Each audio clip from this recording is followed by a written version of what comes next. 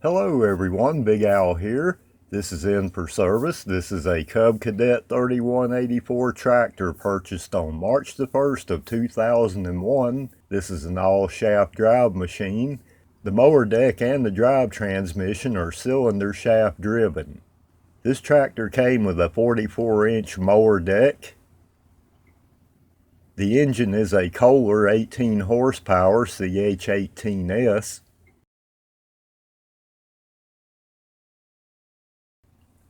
Overhead valve.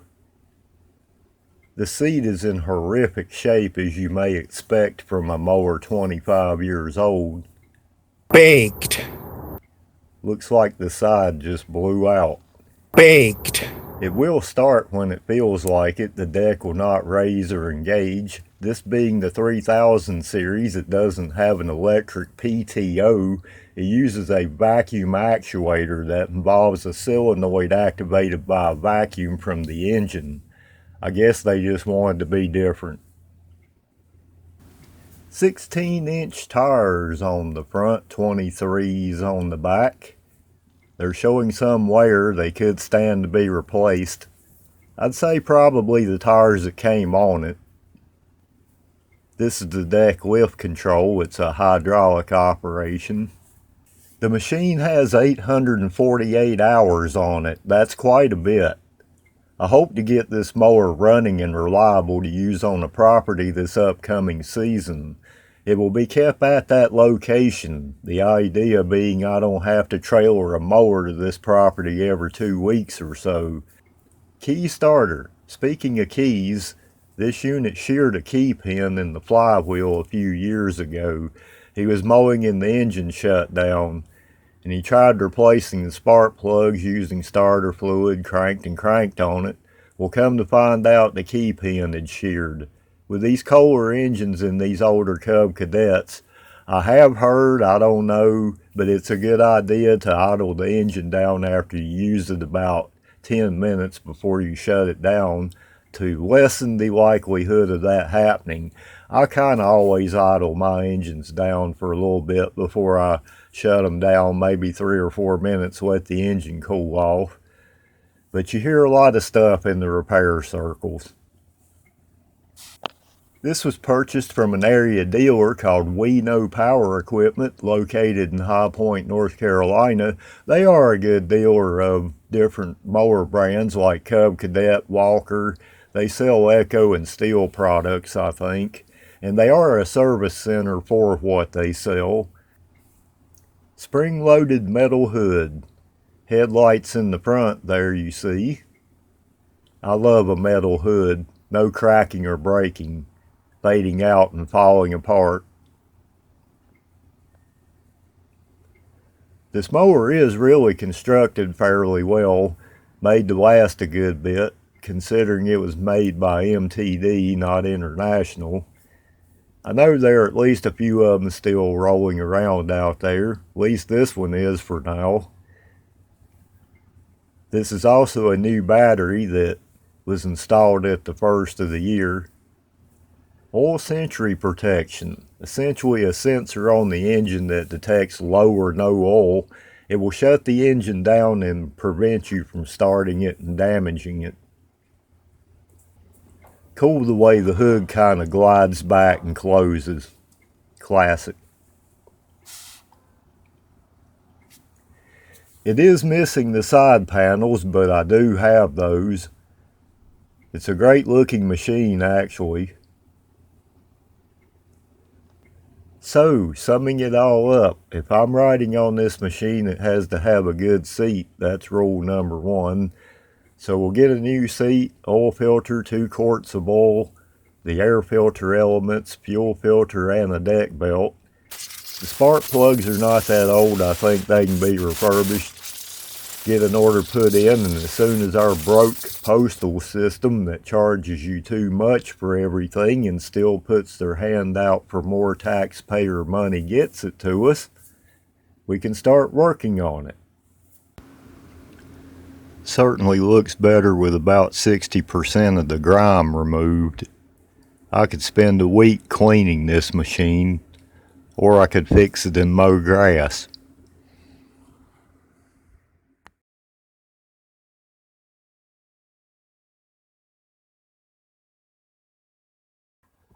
I've got her rolled into the shop here. Let me give you an idea of how rough this thing's running.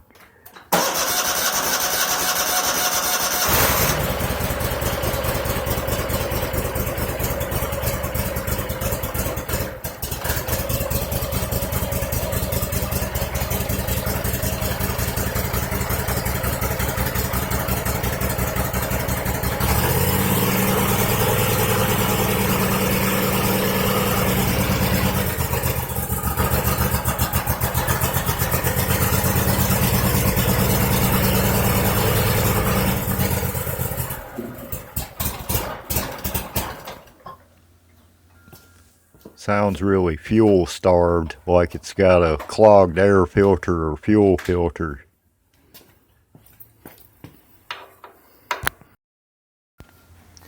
Let's give the oil a check and see where we're at to begin with. It's about half full. Not good to run an engine half full. The oil release is on the same left-hand side of this tractor. Why they want to make the engine oil come out on the mounting plate here, I don't know. But I don't have one of those fancy tubes they make you buy to drain this oil, so I'm going to try this piece of heater hose to help me direct the discharge. I've already got some stay dry on the floor to catch a possible or more than likely mess here. There's a little yellow cap on the end of this oil drain. I'm going to slide my hose over that little nipple on the end. Then I'm going to release the oil drain counterclockwise until it opens. And I think I got some flow going, so I'll let that drain out.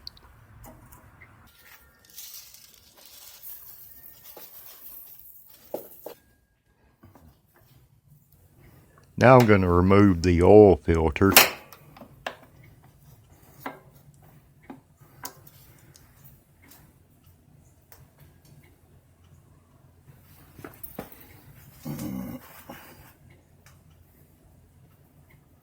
Genuine OEM Kohler.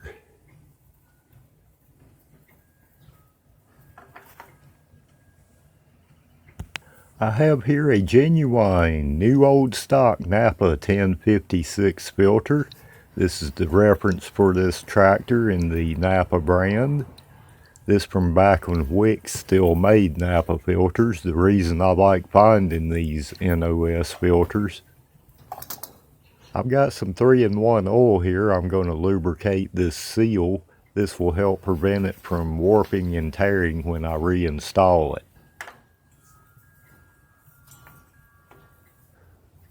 Now that my seal is lubricated, I can reinstall the oil filter.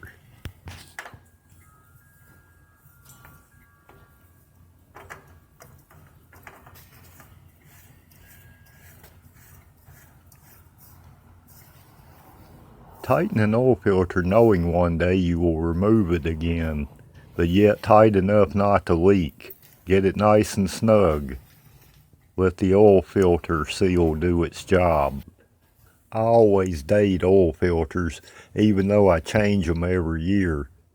If for some odd reason the tractor is sold, the next man will know the last service.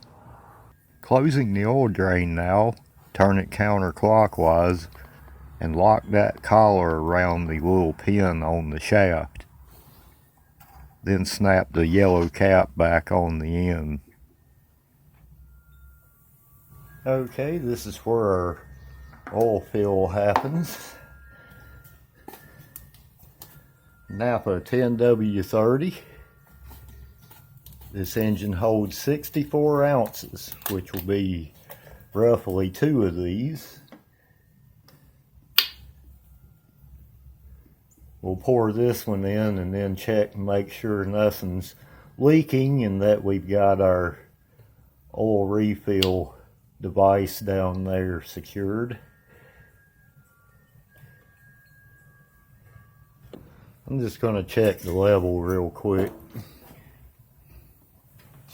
It is half full, so onward and forward with 32 more ounces.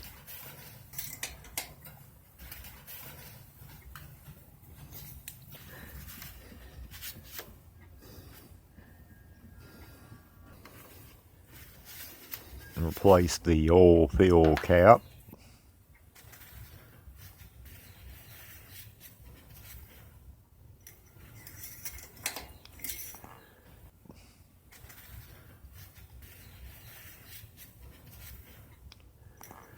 Checking the level now. I'm just a dog hairs over the full mark. Perfect. It will go down slightly, I'm sure, on the next start, which should bring it right where it should be.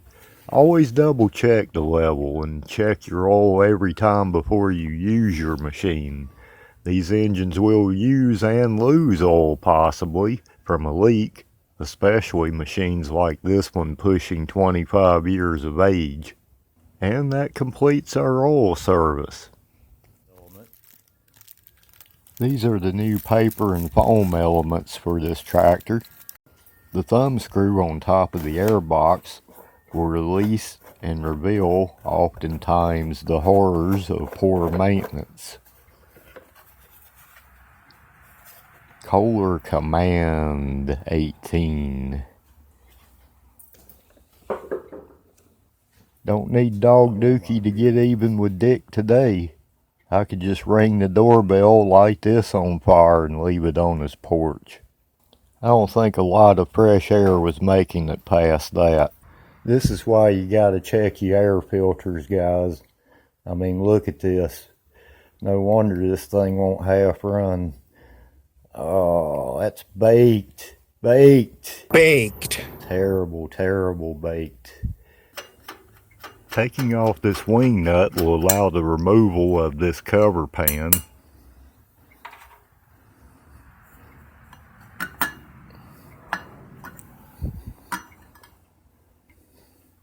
That bunk cake is baked. $3.25, complete with chocolate icing. Placing this shop towel in the throat of this carburetor will hopefully prevent any of this moist, delicious confection creation from falling down in there. I'm hoping there is no issue with that carburetor. Doesn't look like something I really want to get into today anyway, or tomorrow, or the 6th of next month. I have cleaned the mounting plate. See the difference? Could eat a Sunday dinner on there, a Sunday ham, mashed potatoes and biscuits. I might pull it off of there and display it in the china cabinet. Let me tell you how that would go over. Some fresh 10W30 here. I'm going to take it and make a nice light coating all the way around this element here. That helps with the finer particles.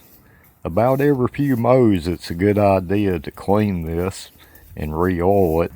If it's dusty or dry, you might want to clean it after that mow. My pre-element is prepared. That will go around the outside of the main element. Beautiful, just like Gina. Gina! Clean all the dust and debris out of the top of this cover. Grass clippings, debris, dust, other crap tends to collect in the cavities and the inside top of this cover. I'll be using compressed air. Some brake or carb cleaner will break up the cruddier stuff if you need to go that far.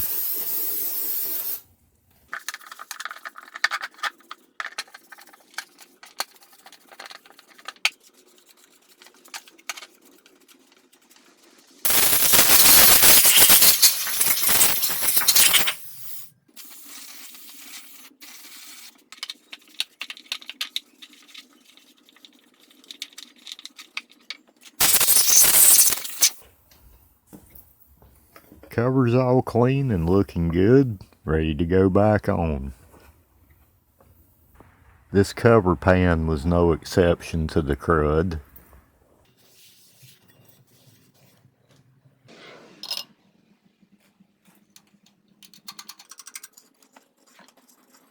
Reinstalling the top cover.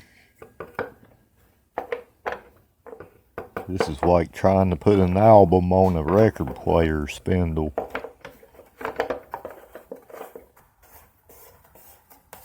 Air filter elements changed. The air box is clean. I'm going to use this old plug for a stopper in the fuel line. This is the fuel filter. Pulling the clamps off the filter connections will release the connection. You should replace this fuel filter at the beginning of each season, or when it starts looking all brown and dark on the inside. Shouldn't really much fuel escape, but maybe it'll stop a few drips. Pull the clamp from the connection on the outlet side. They can be a little stubborn to come off.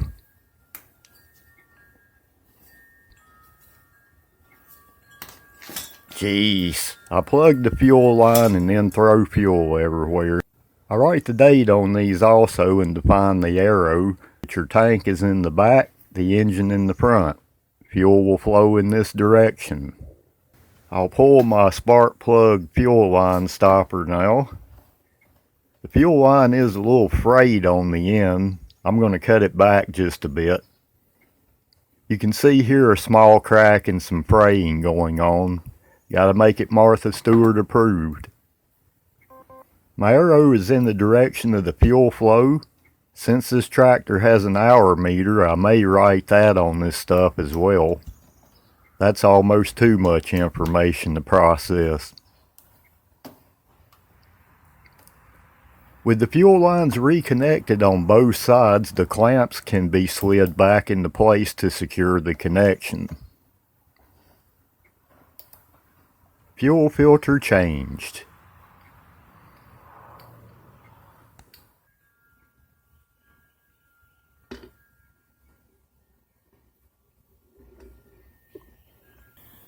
This is a 5/8 socket. I'm going to check these spark plugs, but I don't think they need to be changed because they're not but a little over a year old. When he sheared the key in the engine, this is what he tried to do to get it started back, was changing the plugs, but that wasn't what was wrong.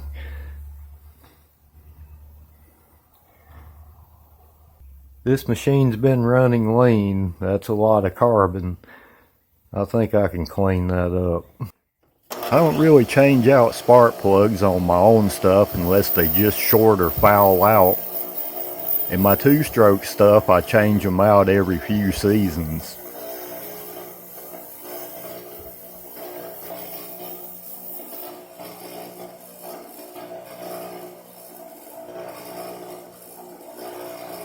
Some parts cleaner to wash off the tip. You can also use some sandpaper and go in between the contacts if there is buildup on the inside of the tip. Dry it off and it's ready to go back. Okay, plug going back in.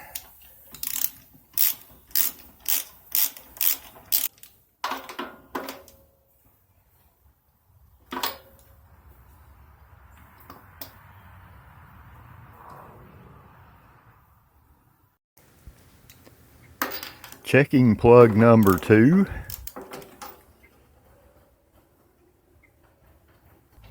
Probably about the same.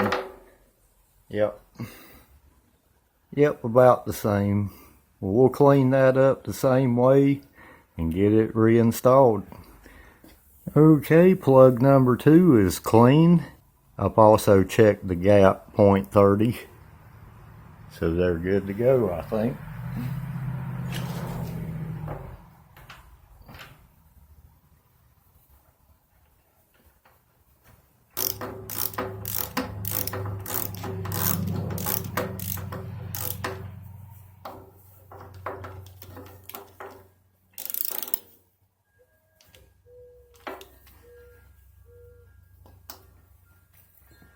Okay, that completes our spark plug service. That oil change was overdue, certainly. Syrup for tomorrow morning's pancakes with extra butter and a plate full of bacon. Few fried eggs on the side. It may not be fixed, but it's different. It's certainly a little cleaner anyway, if nothing else. I'm thinking the main obstruction was that bundt cake in the air box and probably the subsequent carbon buildup on those spark plugs. One was slightly out of gap also. Let's see what happens when we start it up now with a good tune-up.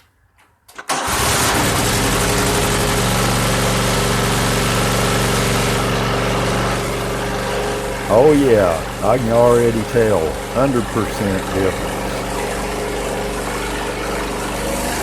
That started up instantly, gotta like that.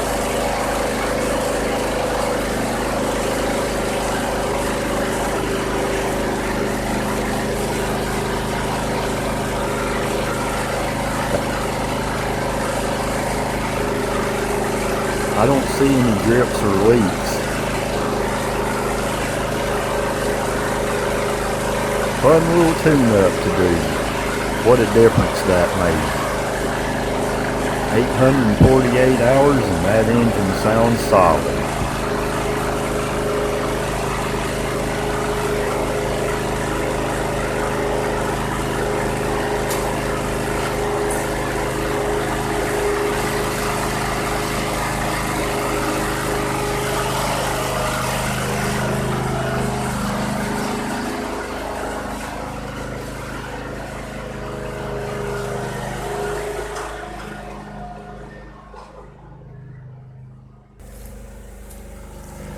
The air filter system did a good job of keeping anything out of that carburetor. It's smooth so far, no surging or anything.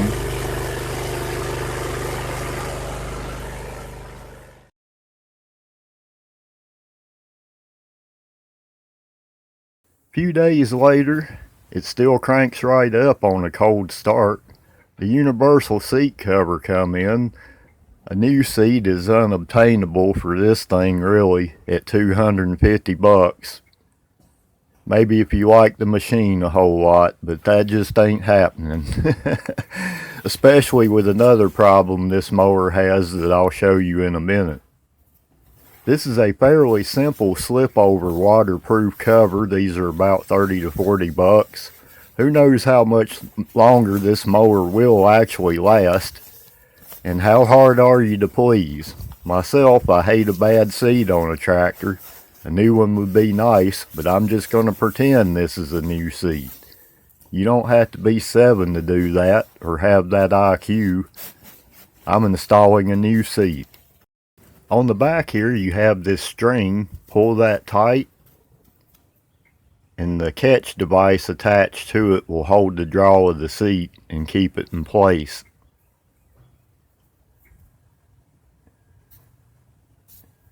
Actually a decent cover.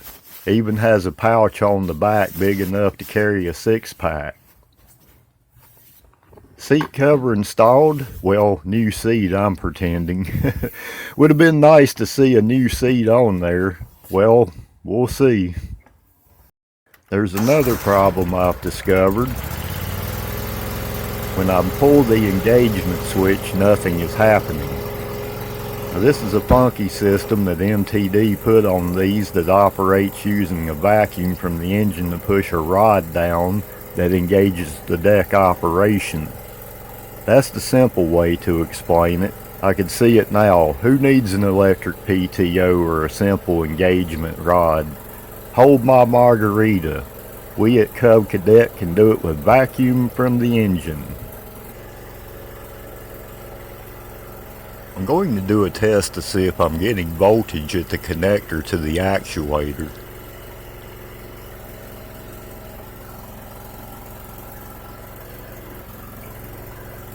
I certainly am. As a matter of fact, I'm getting a ton of voltage there. That should be more like around 15 volts or so. That's a problem. Either this tractor has a faulty voltage regulator, or there's a problem with the alternator windings on the engine. Yep, 18.2 volts. That's enough to burn the toast there.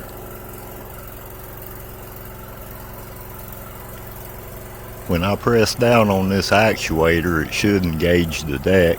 I'm going to see if that runs. It does indeed work.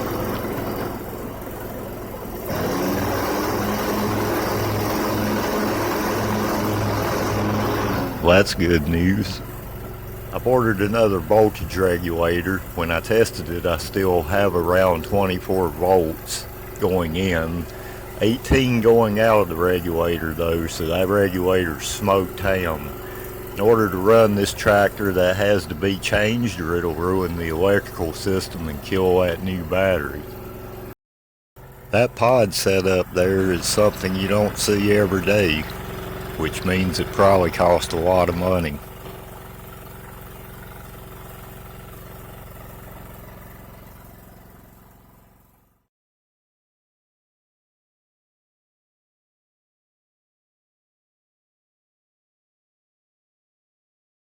The voltage regulator is located on the left side of the tractor at the back of the engine. It sits in a cavity there with two Phillips head screws holding it in. The screw on the far side is hard to get out because there's very limited space between it and the frame. You may have to use an angled screwdriver or a ratchet driver, neither of which I can find right now, so I'm just using this stubby Phillips head driver.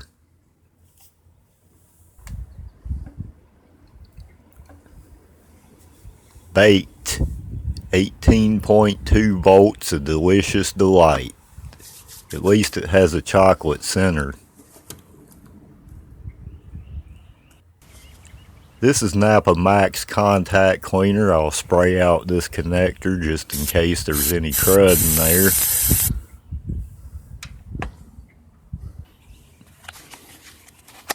I have the new regulator here. Nice, bright and shiny. New regulator will install back in the cavity with the two Phillips head screws. On the top screw here, you will reattach your ground wire. Since this mount is plastic and the ground for the regulator is its casing, it requires this wire leading to the ground on the engine. New regulator installed. My panel display voltmeter here so we can all see what I get.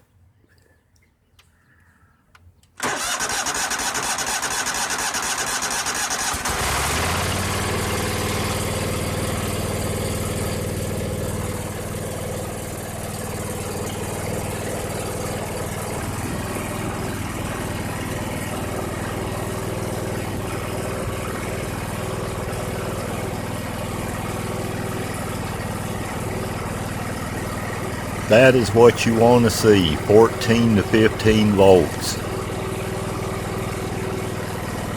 I'll ramp up the RPMs now and get that alternator pumping, see if it'll still clamp down on the voltage. Yep.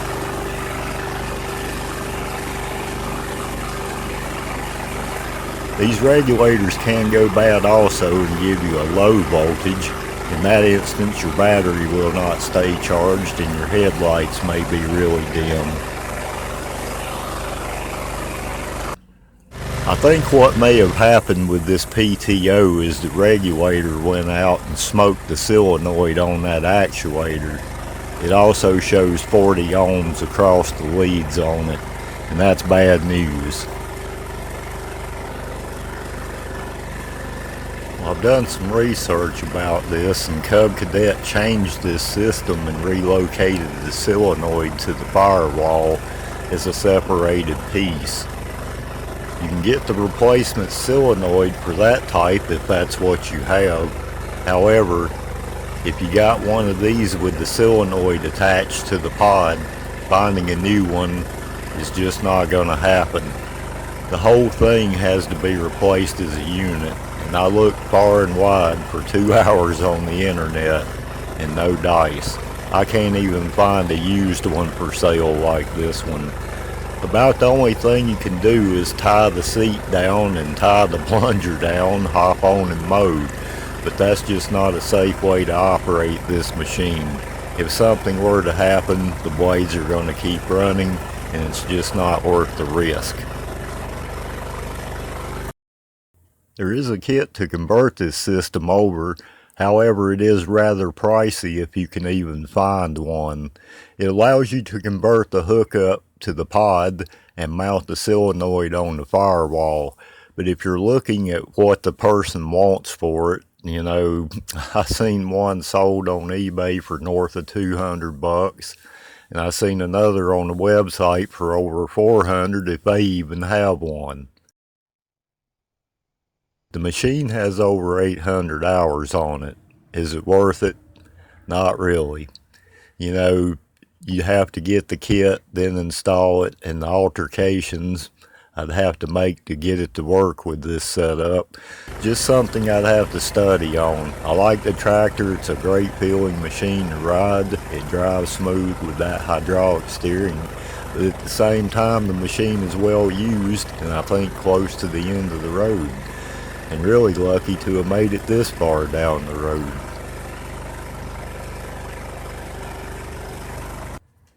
A good old-fashioned tune-up got that Kohler 18 horsepower command engine to running like new again. A seasonal tune-up is the key to the life of your mower, changing the air filter, oil and fuel filter, cleaning or replacing your spark plugs, and running fresh non-ethanol fuel. It's just unfortunate that Cub Cadet changed the PTO system here, and unfortunate that getting the original actuator pod is not going to happen. The cost and time to make it right is just not worth it. If I were selling this tractor, I'd only expect to really get maybe $300 to $400 for it running and working with those 848 hours on it. And that's just hard reality.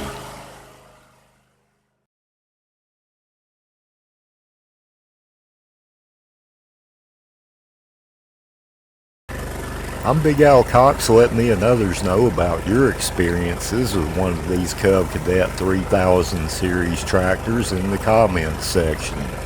Maybe you have some advice about what I could do here. Please like the video if you did, and a subscription option is available if you'd like to keep up with the latest videos on this channel. And until the next time, I thank you for watching, and I wish you many blessings from my shop to yours.